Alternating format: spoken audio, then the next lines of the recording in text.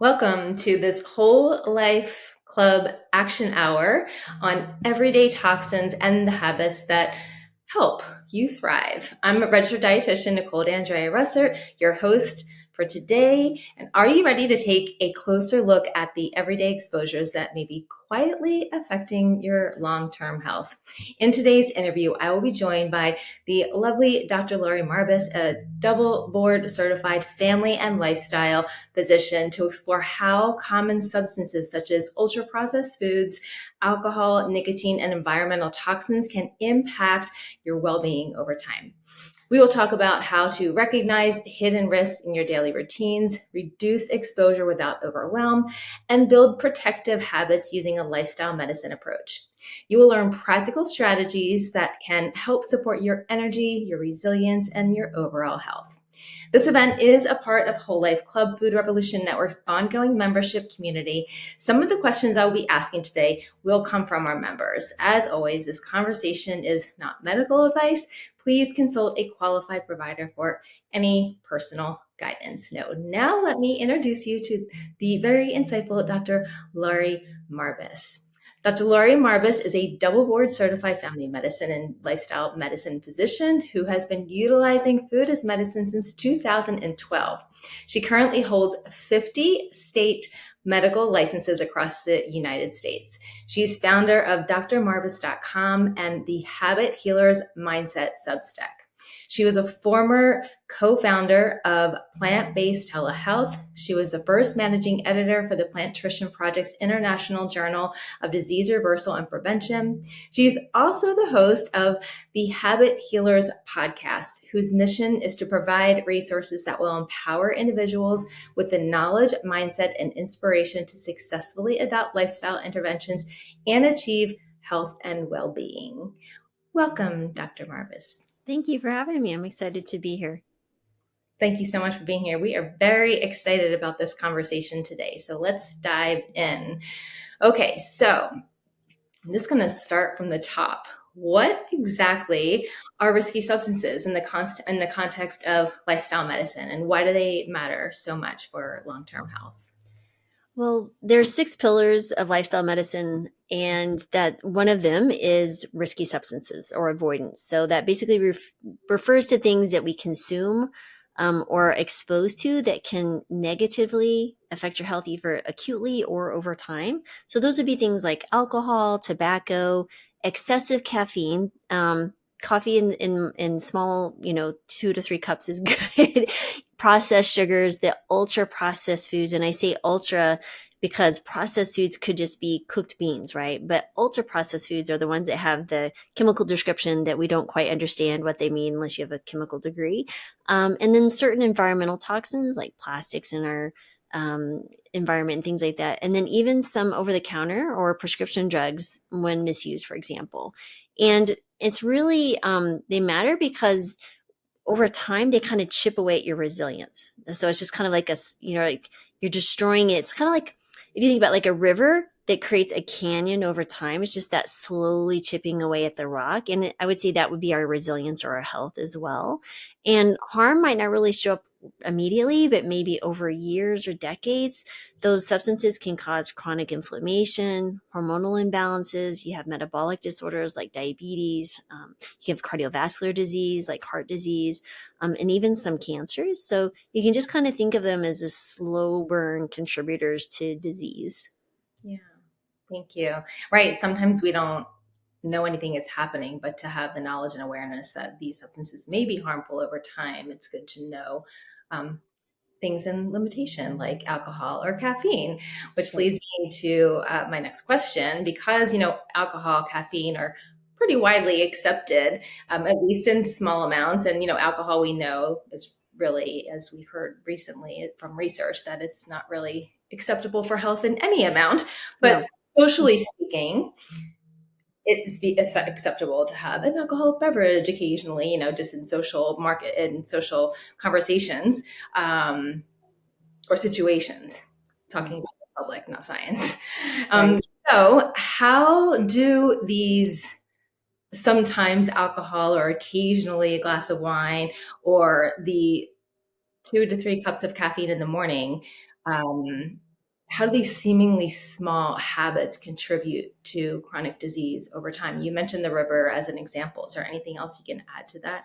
Yeah. So I think, like you said, I think it's easy to dismiss socially things that are socially accepted. Like, maybe it's a nightly glass of wine or two, or maybe it's your fourth or fifth cup of coffee as just kind of part of your life and modern life, so to speak. But especially because they are socially accepted, right? But even, small habitual exposures can have what we describe as cumulative effects. So, for example, daily alcohol, even in what I describe as moderate amounts, or that one drink per night, has been has been linked to like increased risk of breast cancer. Of course, you have your liver issues and sleep disruption. People think, oh, alcohol calms me down after a hard day at work, but they actually make your sleep quality worse. And so you're more exhausted the next day. So you can see you're just kind of feeding into this really vicious cycle. It's like a snake eating its tail and it just never ends, right? Now, the caffeine, like excessive caffeine, can drive up stress, right? So that drives up cortisol and can impact your heart rhythm. It can also disrupt your deep sleep because caffeine will block adenosine. So you have to think about sleep as a drive, right? You have a gas pedal to go to sleep and you have a brake. And so there are things that we do through our day that will actually push on the gas or fuel the drive, or we can put a brake on it. And I love to tell people to think about your sleep as something that starts in the morning, right? For your good night's sleep in the evening, it doesn't start with just your nighttime routine. It actually starts with what are you doing in the daytime. So we want to anchor ourselves exactly, for sunlight in the morning. So that sets off this adenosine thing, right? So we see the adenosine start building up. Now, when we drink coffee or high amounts of caffeine, that actually will block your adenosine receptors and you lose that natural drive for sleep from the caffeine. So for about 8 hours. So you really want to minimize what you're doing on that part of it. So that's how that can actually be impacting. Of course, caffeine is a stimulant, so it can, certain amounts. Like I don't drink coffee, I do drink tea, but when one time I did try an espresso from my children kind of ganging up on me, like, come on, mom, try it. I actually had palpitations. And so, I mean, just some things you got to be aware of. But again, over time, those little minor habits can have, really, you could say quietly kind of fuel the chronic stress. It can reduce your ability, again, your organ function, weaken your natural repair system. Because if you're not sleeping well, you're not, getting that repair thing, the things that happen in repair overnight. So again, what are you doing on a daily basis, even though you consider normal and accepted, that is really having quite an overall negative impact on your health? Yeah.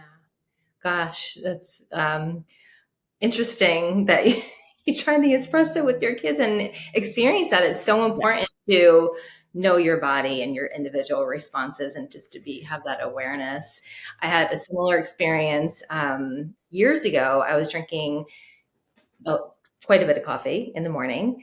Working in a clinical setting, I had to be there at 7 a.m. and I wanted to be like on the go, and it definitely revved me up. But it was absolutely affecting my sleep at night. I had such Mm. bad insomnia, and I didn't realize how much I was affected by it until I made the switch to I do matcha now. Initially it was difficult. I did like a little shot of espresso in the matcha just to get that coffee flavor, and eventually weaned off of it completely. And my nervous system like thanked me so much over time. Mm. It's like Yep. such a nice, soothing, calm energy level throughout the day, and good sleep at night makes all the difference. Yep. Absolutely. So we talked about the social factors. What about marketing, culture, convenience? What do these aspects play in keeping risky substances like embedded into our daily routines? I think we're all aware that, they have a massive role, honestly. Marketing, remember, it doesn't just sell products, right? It sells beliefs. We are literally bombarded with messages that, let's say alcohol equals celebration, energy drinks equal productivity, snacking equals self care. And then your culture reinforces that. So, for example, we celebrate with cake and ice cream, we unwind with wine, we start meetings with coffee and convenience, right? It makes the risky stuff far easier to grab than the healthy stuff. I've never seen a gas station that doesn't have a coffee somewhere available. And then these are just layers, right, that create a kind of normalized dependency where we often don't even question the choices because they're everywhere. And we just assume that's the way it is. And they're just socially rewarded when you're doing things. Like I remember I never have drank alcohol. And in college, I kind of in the beginning was slightly teased and harassed. I was like, that's fine. Y'all do you, but I am not going to drink alcohol. I've seen people ruin their lives because of alcohol. And eventually it was just socially accepted that I was that person. And so I've never had a problem being that person, that plant-based doctor, the non-drinking coffee, non-alcoholic doctor. And so again, when you decide what you value, what your beliefs are, that's when it's easier. When you know what you truly value, that makes it easier to step outside of this kind of, it's almost like we have this imagined world, right? This reality that's created from the culture, from the marketing, from the silos that we put ourselves in online, and the friends that we seek that are more like us or make us feel comfort. It's hard sometimes to step out of the comfort zone and not be part of that socially accepted behavior. Yeah. Right. But gosh, good for you for just standing your ground and knowing what was right for you. College is hard. That can be a tricky time to navigate when you are different from, what everybody else is doing, but you feel Yeah. better because of it. That's But they inspiring. always invited me because I was a safe driver. So I drive them back and they didn't have to worry about it. So like, that's fine. And it was fun to take, videos and photos of people doing things, more so pictures, just because just to harass them later. But no, yeah, it's an interesting thing where one of the bigger struggles, right, is for people eating a whole food plant-based diet is the social situation. It's one of the major contributing factors, and or their family in the home doesn't accept it and they give them a really hard time about it. So it's no small thing. We're social creatures, so I completely understand. Yeah. Right. We want to belong. We want to fit in. We connect over food, Yep. in social settings. And it's so important to find those common interests while still maintaining and staying true to your values. And Yep. that can be a challenge at times. Yep. That's why we're here to support each other. Exactly. Okay. So,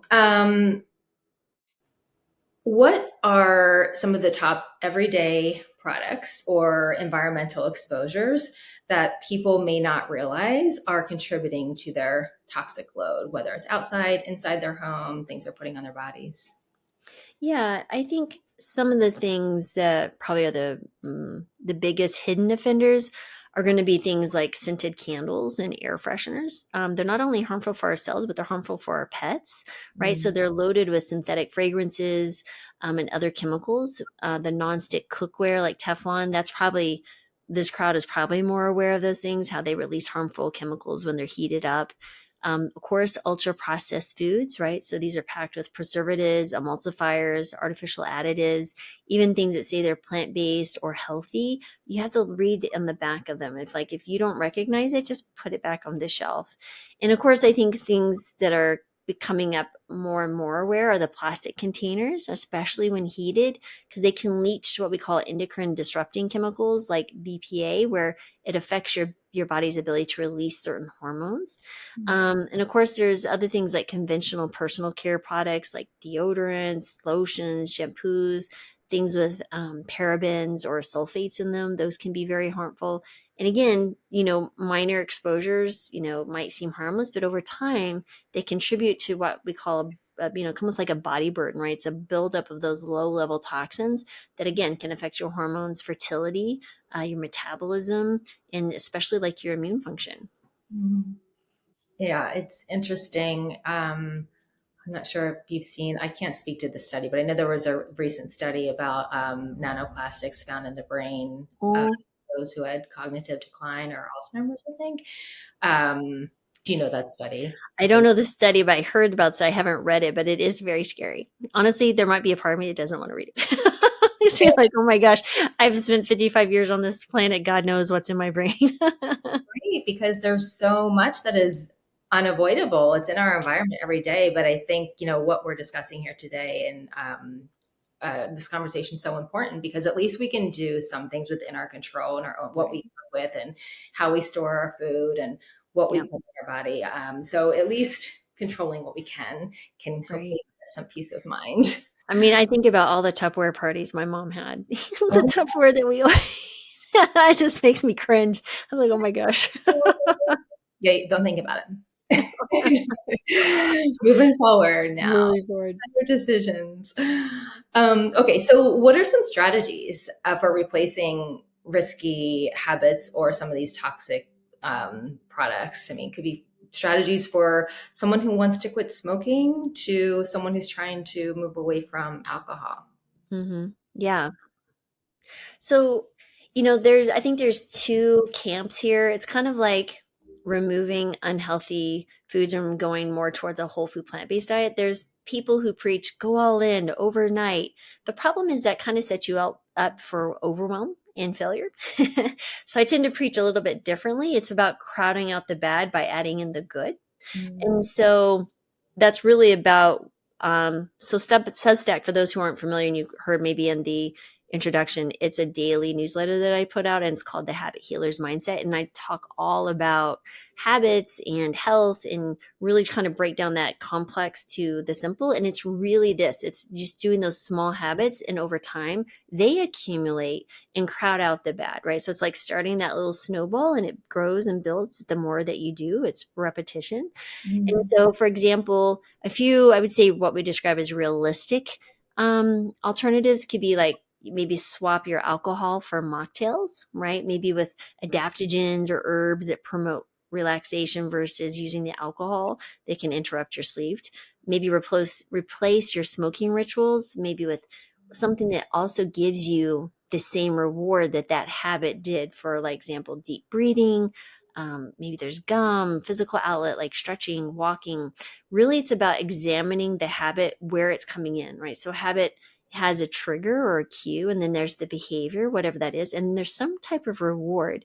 And as that habit builds, you actually begin to get a craving. So you may see, for example, let's say it's 5 o'clock and you come home and you get in your car and you always drive through McDonald's, right?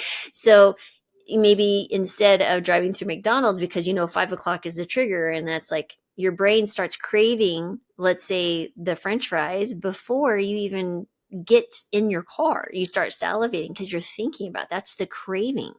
And so instead of driving through McDonald's, you go, maybe you bring a healthy snack like some nuts or fruit or hummus and keep it visible. Maybe you put it in something you bring into work with you, and then that's your drive home snack because maybe the last time you ate was 11 a.m. because that's your shift or whatever, right? You just want to keep it visible and convenient, and you can naturally reach for that. And then I had one patient who, bless his heart, I do believe it was the Golden Arches, that he would, on his way home, he passed it. So he literally started driving an entire mile out of the way so he wouldn't see it because the Golden Arches were the trigger. And so it's like, whatever that trigger is for you, be mindful of like, what am I getting from it? You don't have to necessarily, stop the habit because you do need to drive home, but maybe there's something you can replace that behavior with that gives you the same reward. So, and then what I'd say is you want to use what we call habit stacking, right? So you want to pair a healthy behavior with something that you already do. For example, let's say that you know that you have a stressful job, and you drive home and you don't want to necessarily be in that same like state because your poor nervous system is still like dealing with whatever's going on at work. Maybe you take 3 deep breaths every time you get in your car, you start your car, right? Or maybe you play some relaxing music or a podcast or maybe a little meditation, something that will calm you down. So what you do is you're getting in the car and you're stacking the habit of meditation or deep breaths or whatever. I have another patient, for example, who we were trying to get her to exercise. It's a little bit different about maybe replacing something, but she had her coffee every morning. I was like, well, what are you doing with your coffee? What's it doing? She goes, I'm just standing there. So we were trying to get her, again, like I said, to exercise. So I said, why don't you just start with 2 small push-ups against the counter? And she goes, like, can you do that? She goes, well, yeah, I can do that. Why? I was like, trust me, just start small. And what happens over time, that will begin to expand, right? It'll naturally start to grow.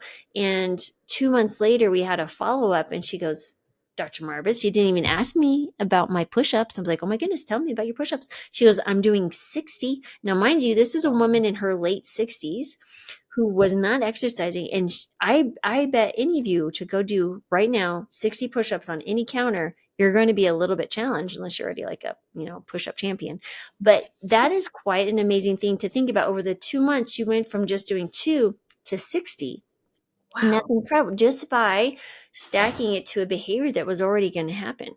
And so that was the really important message here. And so I would say part of that is if you think about it, what I'm asking you to do is get curious, right? And instead of judging yourself as a failure, oh, I have this habit I can never break, just get curious why you have the habit to begin with. Because remember, there's no failure, there's no moral failing here.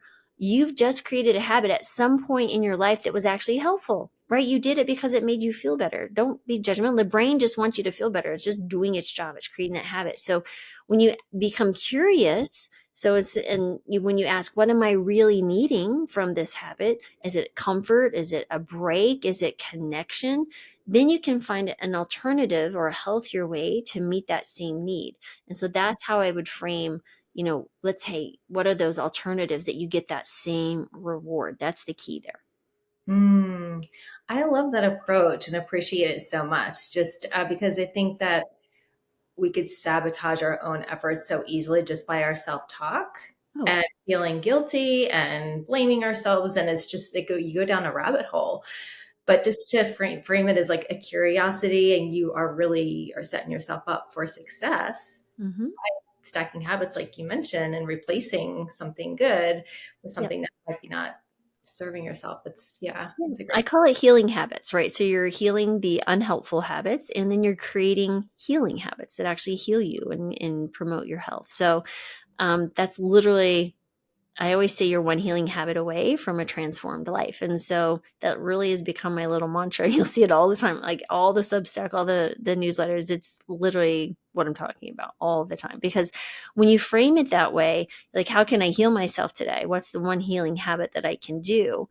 That sets your mind on a path to seek something, because curiosity in of itself will get the dopamine going, right? It's a bit of a, for me, I'm driven by curiosity. And for example, my daughter, she's like, Mom, do you ever read anything that's not, that's fiction or not something that you're learning? I was like, actually, no, because I so enjoy the curiosity factor and learning, that is just, and then teaching it and sharing what I've learned. That in of itself is my joy. That is my jam, as I would say to the kids. And they're just like, oh my goodness. But yeah, so the curiosity is your superpower. And I take that saying from my friend Judd um, Brewer, who wrote several good books. Unwinding Anxiety is one of them that people really do well with. But again, yeah, make curiosity your superpower. Yeah, thanks. Yeah, you get to be explore and be playful like a Yeah, kid and have fun yeah, with it. yeah. So, There's power in that. yeah, yeah. Gosh, that's great. That's fun. Okay, so what about those who might be feeling a little bit angst about like giving up that one thing? Like, is it Mhm. an all or nothing thing? Should you aim for total avoidance? What have you seen be successful there? I think that's a really good question to ponder, because it's really, and I know you have all heard about this, it's really about progress, not perfection. Again, because that's where the judgmental piece comes in. And so people will say, well, if I can't do it perfectly, why even do it at all? That's what we're trying to avoid. So total avoidance might not be ideal in some cases, or total avoidance might be actually, I would say, a good ideal. Like if we're thinking about like smoking, right? Or if you have alcoholic tendencies where you're actually drinking and it's putting yourself in harm. But in many areas, you can see that harm reduction is a powerful and sustainable approach, right? So just decreasing. So, for example, for alcohol, maybe it's cut back from 5 nights a week to 2, right? When you're thinking about healthy food options, maybe you can just choose organic produce from the Dirty Dozen only, right? When you look at the Environmental Working Group's website, or maybe the screen time, because I'll tell you, the phones are one of the worst disruptors for our sleep. Maybe reduce screen time before bed rather than banning all tech, because you'll read about people going, I'm going on a 2-week technology break. I'm like, I wish I could do that, but I can't. My business is wrapped up in everything online. But I can limit the time during the day that I'm actually involved in it, right? I don't have to carry it with me all over the place. So that approach, one, is less overwhelming and it's more psychologically supportive, right? Especially when people are just starting out, because that small steps, really, it builds your confidence and it builds momentum. So, and I think when people try to go all in, they have to rely on willpower. And there's some discussion around, is willpower an exhaustible source, or what is it exactly? All I know is that people get very motivated. You consider motivation, willpower, whatever that is, and they get, like, for example, January 1st, they're all in, I'm going to do this, and try to rearrange their entire lives. But within a week, 2 weeks, they've gone back to their habits that they've built over many years. But what you can do when you go under the radar of resistance, you start small, and so small that it makes you giggle. You're like, are you serious? That's all I have to do? I was like, yes, that's all you have to do to start. And over time, it naturally will build itself, because you build confidence and you start to change your identity. You change your belief. You understand who you are. You want to be more aligned with it. So when you have an identity, for example, someone who eats a whole food plant-based diet, the idea of eating or consuming things that are, animal based, like, dairy or meat, it actually, it almost offends people. It's like, what are you talking about? I could never do such a thing. Or if you're a parent, right, and someone, neglecting a child, like, how could you even do that? I'm a mother. How dare you even say that, right? So that's that identity piece. Someone who says, for example, when you look at smoking, there was an interesting study there were individuals who would say, I'm trying to stop smoking. And you already can hear it, right? It's you'll hear your kids like, I'll try to clean my room better, or I'll try to do the dishes, or whatever. I'll try. I was like, yeah, I try means I'm just setting you up for I won't. And so I try, I quit, to I won't. But if you have someone who says, I am not a smoker, even though if they just quit yesterday, it's like, I'm a non-smoker. What are you talking about?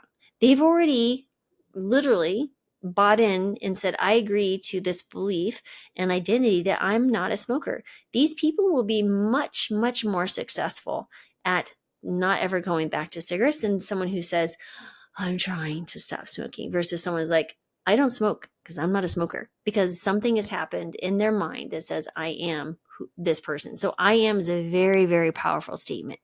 Right. Yeah, that dialogue again. And Mm-hmm. I've heard the term like act as if. Mm-hmm. I don't know what you feel about that, but act as if you are like where you want to be, and act as if Yeah. you're there to help you get there. Yeah. Just ask what that fruit yourself would do right now, right? You can do that. Like, you can be your own therapist in a sense. Like, let's say that I want to be someone who, climbs Mount wherever, right? Some mountain that's, I don't know, Kilimanjaro. Let's say that. I am not that person right now, but I want to be that person. What would that person do today to start me down that path? And so they would say, well, start hiking the smaller mountains, right? And so that's what you do. Maybe it's, I can't even walk around the block right now. I'm not saying that for myself. I run and stuff, but you start, right? It's just like someone who wants to run a marathon and they've been a couch potato for decades, but they want to because they're inspired. Maybe they saw the Olympics and they're like, I want to be someone. So what we do is we start with, maybe it's just walking down to the end of your driveway and back. I have had a patient who had type 2 diabetes. She was 60 pounds overweight. She was working really long hours and raising a child on her own. And she's like, I can't add one more thing to my life. I can't go do, 2 hours of workouts at a time. I can't do it, or whatever. I can't even squeeze in 30 minutes. So what I did was, it's like, what can you do when you're outside? Like, when are you outside? Here's the stacking point. She's like, well, I'm in my car when I go to my work and I come home and I'm in the driveway. I was like, this is what we need to do. You open up your door, you walk to the end of your driveway and back. I was like, can you do that? She was like, yes, but why would I? Because I said, just trust me. And she's like, I can do that. And she started laughing. That's the point, because it was so simple. She's like laughing. Her brain didn't even begin to think, wait, I need to defend this habit or my belief that I can't do that. Instead, it was like, okay, this seems comical, but we'll give it a shot. So what we did is, before she left, we did a pinky promise. It's like, I was still seeing patients in person. And what happened was she started walking to the end of her driveway and then back. And before you know it, she's like, I can walk around the block. So she'd walk around the block. Now, I don't know if she left her car door open this entire time, but over time, she'd walk twice around the block. And over time, it's 1 mile, 2 mile, 3 miles. And then what happens here is this is what I would consider maybe a keystone habit is that things start anchoring to that. So she starts believing herself as someone who moves her body, someone who is healthier. So guess what? She starts eating those healthy foods I've been telling her to eat, those whole food plants. And before you know it, she's lost 60 pounds and she's walking 2 or 3 miles a day and she reverses her diabetes. But it started with walking down to the end of the driveway and back because she so believed that she was unable and not capable of doing it. But when she starts believing it, she found ways that naturally just started evolving because the brain's like, oh, you are that person? Okay, let's start making our lives that person. And so when you start asking those questions and seeing what am I possible? Can I shrink this so small that I can continue it? And people go, yeah, that's great. But then what if I move or something challenges me? I was like, I consider there's 3 levels of habits. Let's say it's a walking habit. So instead of walking 30 minutes a day, maybe you have to walk 10 minutes this day. But if even that's really hard, maybe you're injured or something, maybe so you just step outside, right, and just get some fresh air. But what you do is you keep the habit alive. And every single time that you do it, and it's not a failure, it's just dealing with life because life is that's the way it is. It's like, surprise, I'm going to give you this challenge. That's wonderful because now you can use that challenge. And when you still keep that tiny habit, and when the challenge is overcome, guess what? You can start building that habit back up because you already know how to do it. It's that is who you are already. And so it's not like starting over, you're just adjusting the dial. It's like traveling, right? If you're listening to the radio and you're dialed into back in the day, I've already told you how old I am, but back in the day, we didn't have, all the satellite radio and stuff. We tuned into FM AM wherever city just happened is, and you just either like you're playing your song and you're driving along, you're like, oh no, it's going. You tune in a little bit more, trying it, but you dial it down, then you tune in. So it's like, kind of like that. It's that you're dialing in, right? What is that habit that lower and the upper, the frequency changes, right? As you get closer to the source, so to speak. But anyway, that's how I like to think about it that way. Yeah, that's great. That's such a valuable tip, like keeping that habit alive in whatever way fits in that moment in time. Because like you said, like changes, it shifts, it throws us curveballs, like things are going to happen. So don't throw it out the window altogether. Just keep it alive in like the most micro Yeah. way. It's really a matter of accepting reality. So people panic when their reality is not the reality is not what they want or expect, so they can control it. But once you accept reality and you just, you go with the flow, so to speak, and you adjust, but you still want to hang on to behavior, things get much easier in your life. I promise. The stress will go down dramatically even when those curveballs come your way because you're like, oh yeah, I can flow with this. I just shrink my habit till whatever I can do. It's cool. There you go. Right. I was just thinking about like the stress impact, the stress relief impact that happens when you have that mind shift where you're Yeah. just going with the flow and you know that it's all going to work out and you'll just pivot Yeah. as things happen. That just, yeah, alleviates so much stress. I mean, perfect example. I walk typically 4 to 5 miles every single day. End of March, 5 days before we left for Spain for 2 weeks, I broke my ankle. So Oh, I was in a boot for 6 weeks, being pushed, and my God bless my husband, he pushed me around in a wheelchair for 2 weeks in Spain. But there was part of me that was, of course, sad that I didn't go hiking and things like that. But we had a really fun time, and honestly, he probably came out of that stronger than he ever thought he would because there's a lot of hills and cobblestones. Um, but wasn't able to do my walking. So what I could do was, stretching, right? Or maybe I go sit outside. Into the sun, but I still kept that early morning, kept doing what I was doing. I utilized that time to do other more creative elements of things that I hadn't been doing and I really enjoy. And now I'm back to my walking again. Granted, I'm not running like I was because the ankle is still, I'm only about 6 weeks out from being in that boot, but that is another way to look at that. And everything revolved around that walking, like everything. My morning starts with the walk and the dog, and then it just flows from there. So when that was gone, I was like, oh goodness. Yeah. So it's what you have to do. yeah, it'll shake you up for in the moment, but then just to be open and Oh yeah. see the next thing leads. Even if there's tears and pain, it'll be okay. Yeah, That's it'll me. work out. I had a similar thing that brought me. I practice yoga and I talk about it sometimes in conversations, and it really transformed my life. I was like very much go go go and not. I wasn't a sitter and just always had to keep busy and moving. And running was my activity, and I got a fracture that was devastating at the time, but it brought me to yoga because I was like, Oh, what wow. can I do?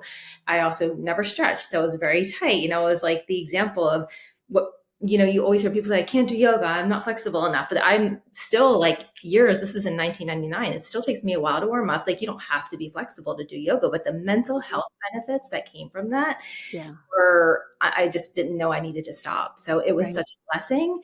You know, at the time when the fracture happened, I was like devastated, but also I was like, oh my gosh, this is what came out of it. So thank Yep. goodness.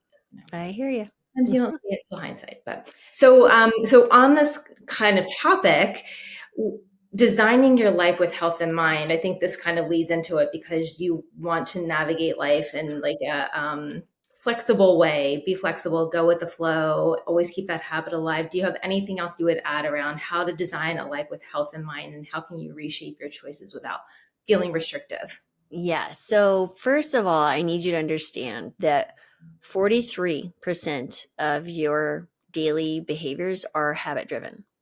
And it's not because you think, oh, I want to do this. Remember, habits are, unconscious behaviors, right? The brain is utilize those things that they're doing to be efficient. For example, when you were a teenager and you started driving your car, I've also taught, I had 3 kids. I taught them all how to drive because my husband was a chicken. So I would, go in the car. I remember how stressed I was teaching them. But I also remember when I was a teenager learning to drive, I was like, wait, the brakes on the right, the left, the gears, oh my gosh, and all the turn signal, was it up or down for left or right? We have to think about everything, right? But after a while you get so good at driving, you're like, you forgot, like, wait, I'm already home. You forget the drive, which is not necessarily a good thing, but I'm just saying it becomes so automatic, right? And that is the habit, right? You don't want to have to learn how to get dressed every day. You don't want to have to learn how to make food or do things. These are habits. You already know how to do it. You do it without even thinking.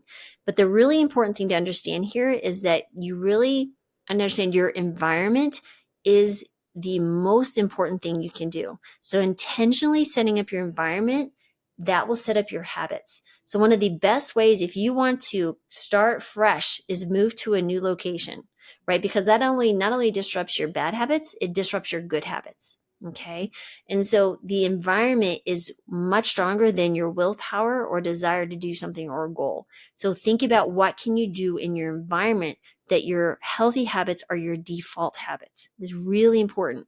So for example, that might look like, keeping your kitchen stocked with whole colorful foods. Maybe you have the fruit, like we have fruit on our table, right? So it's the first thing you see even before you enter the kitchen, right? So you want to build movement into your day. Maybe it's like, maybe you create walking meetings, or you're, biking instead of driving, but you set your bike close to you. So you don't put your bike somewhere where you have to get it out and it's difficult, right? Maybe if you want to walk, you put your sneakers by the door.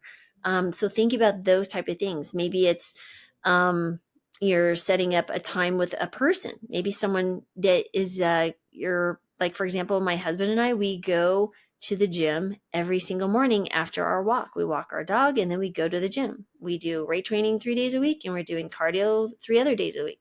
So that he is my anchor, right? He is my stacking. I'm stacking my habit on him, and then we help each other. Maybe it's creating a calming bedtime ritual, right? So maybe it's after you brush your teeth at night, you have your little nook, I'd call it. Maybe you have your book and a soft lamp and music playing, and you just set up the first thing, right? What is that first behavior that will kind of do the domino effect leading into the habits? So you got to think about, what is it that I want to do? Where in my environment can I set up a cue that will automatically trigger me to do this behavior, right? What can I stack this on? That is the power, right? When you literally are living in alignment in your environment with your values, that is, again, it's not a matter of restriction. You're just saying, what do I want to do? How can I set it up in my environment to do it? Environment is very, very, very powerful. And so that's what I would say. Then it just becomes easy. So people people who they say are, oh, they're so well disciplined. No, they're just really good at setting their environment up to make these choices for them, right? So you don't have to argue with yourself. Why would you bring something into your home that you don't want to consume? Because then you're just arguing with yourself. Because like for me, it's those darn Girl Scout Thin Mint cookies. If they're sitting on a shelf somewhere, they're going to be calling my name because all I have to do is get up and go get them, right? But if they're not in the home, if I've made the promise to myself that I'm not bringing certain foods into this house, then it's very simple, right? For me to go get the Girl Scout cookies, for example, I'd have to get in my car and go get it. You want to create that friction, right? You want to create friction between the things you don't want to do. And so when you don't bring it into the home, it's very, very simple. As Chef AJ says, if it's in the house, it's in your mouth. This is very true. But, again, what can you do to make things easier? And what if things you don't want to do, what can you do to make them harder in the environment? Set up friction, make it hard to do. Don't put them in sight. Like if someone in the home likes, ultra processed snacks, they need to go in a bin that's opaque that you can't see, high on a shelf, and has that person's name on them. So now you have multiple restrictions, right? One, they're high and out of the way. You can't see them, and they have someone else's name on them. It's like if someone's name is on something, I'm not going to take it because I'm not a person who takes other people's things, even if it's someone in your family, right? So again, just something to think about. What can I do to make it harder or easier in my environment? And this is not about willpower, and this is not about motivation. This is literally just being a habit architect, right? Architect your environment to make you do the things that you want to do. Love that. I have a hard time eating, this is terrible to admit as a dietitian. I have a really hard time eating fruit. I don't know why. I love all the bitter stuff, like leafy greens all day, but fruit is really hard for me. And I love dark chocolate, bitter. So I was like, I don't really want to keep dark chocolate out of the house because I really love a piece of dark chocolate after a meal, but like I keep reaching for the dark chocolate instead of the fruit. So how am I going to change this? So now what I do is, as I'm making my avocado toast, I love avocado toast in the morning, and it takes pile it high. You can't even see the avocado or the bread underneath, but all the veggies on top. And it takes a minute to prepare all of those. So as I'm preparing them, I'm just eating all the fruit. I put it out on the table. I'm like, this is my routine now. I have to eat all of this, no chocolate until I eat all the fruit. So it's built into it now, and it just has become a habit. And I actually enjoy it. Like over time, I didn't like it at first, but then I don't know what happens to your taste buds, but you learn to enjoy some of the flavors that you maybe once didn't before. Or you could take some strawberries and dip them in the bitter dark chocolate. Yes. That would be dangerous for me probably. But, yeah. But you buy just enough chocolate to maybe do 2 or 3 at a time. But yeah, no, absolutely. You did exactly right. So you make your avocado toast, you put it in front of you, and you do it and you enjoy it, right? And you're checking off the marks.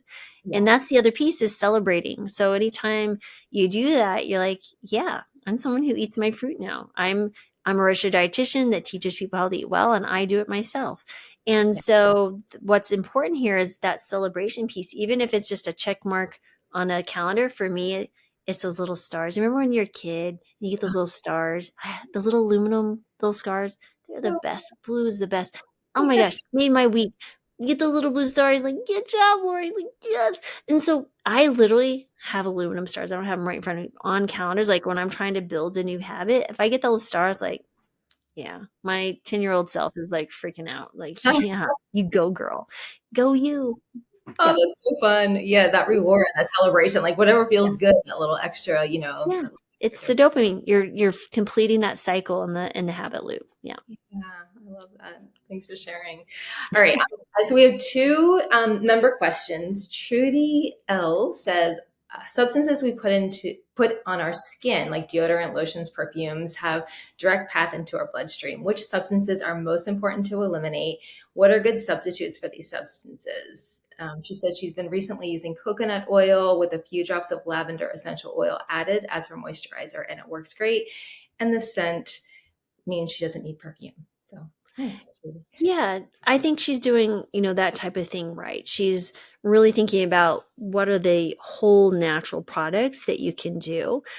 Something that would probably be okay for a baby you can kind of utilize that as a test, would probably be okay for you as well. So again, look at brands that you can trust. I think was it called the Honest Company or stuff, but I would recommend actually going to EWG, the Environmental Working Group, and their website, and looking at, they have lists of things that you put on your body, makeups, lotions, deodorants, and they will tell you what's in them. They'll say what's safe and what's not.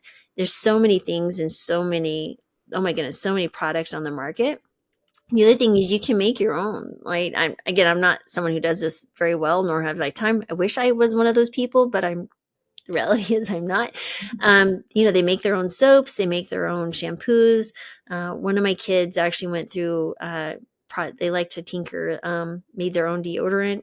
So yeah, there's all sorts of things you can do. They use some essential oils and something. I'm just like, wow, they're building their own tempeh, all Wow. doing all sorts of stuff. So yeah, so again, you can, make your own if you want. If you have that time and desire and ability, go for it. And who knows, maybe you'll start a new business and be one of those good products listed on their website. Right. Yeah. You never know where that'll lead. Yeah, absolutely. Exciting. Suzanne asks, how do preservatives in food affect my health? Oh heavens, where do we begin?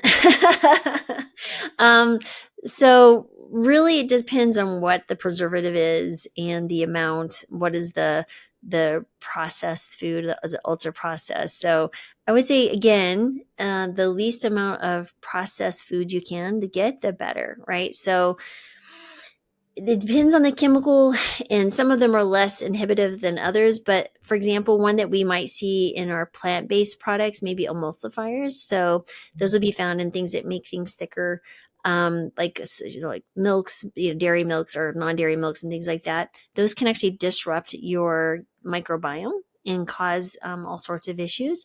So others might, again, it just depends on which one. Again, there's a long list of chemicals and such, but I would say if you can do something that's like, you can get soy milk, the only ingredient is soybeans and water, right? But it still comes in a package that's shelf stable. Other things is support brands that actually don't utilize preservatives or minimize preservatives. One, by organic, but two, maybe things like Plant Strong. They have a wonderful shelf stable products that you can utilize. And I'm definitely hooked to their peanut powder sauce. Like you just add water and it's really delicious. Like I got multiple packs of those things. And again, those are wonderful things that you can do. So again, I think we just point back to looking at EWG. They're going to be pushing you towards things that have the least amount of harm in this very interesting world that we live in now. Yeah, that's an excellent website for sure. And just being aware, I mean, just raising the question alone is a huge step, and looking at labels. I mean, leaning into whole foods as much as possible, but I'll purchase packaged foods at times for whatever reasons. And, they're convenient, they're easy, but definitely looking at those labels to see what's in them. Yep. Yeah. Well, gosh, this has been such a fun conversation and informative. You've offered like so much valuable information and tips on how to create healthy habits and create a toxin-free environment in our own homes.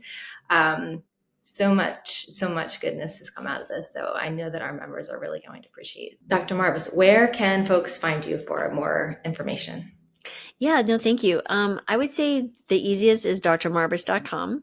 So that's DRMAR, B as in boy, AS.com. And then if you like Substack, if you would like to read articles and, have me invade your mailbox, email daily, I promise it's always very useful. You can check out substack.com and just type in Dr. Laurie Marbas and that will pop up as well. Awesome. I'm subscribing. Thank you so much, Dr. Marbas. I appreciate you being here today. Well, thank you for having me. It was a delightful conversation. When it comes to cancer, Alzheimer's, diabetes, heart disease, and other chronic illness, what really matters isn't how many books you read, how many webinars you attend, or how much you know. What really matters at the end of the day is what you eat and how you live. The science has given us what we need to know. Now it's time for action. It's time to implement and optimize your healthy lifestyle. It's time to get results. It's time to say goodbye to confusion and hello to clarity. It's time to say goodbye to bad habits and hello to good ones. It's time to fall in love with foods that love you back. It's time to join a community that will support you in achieving your goals. It's time for Whole Life Club.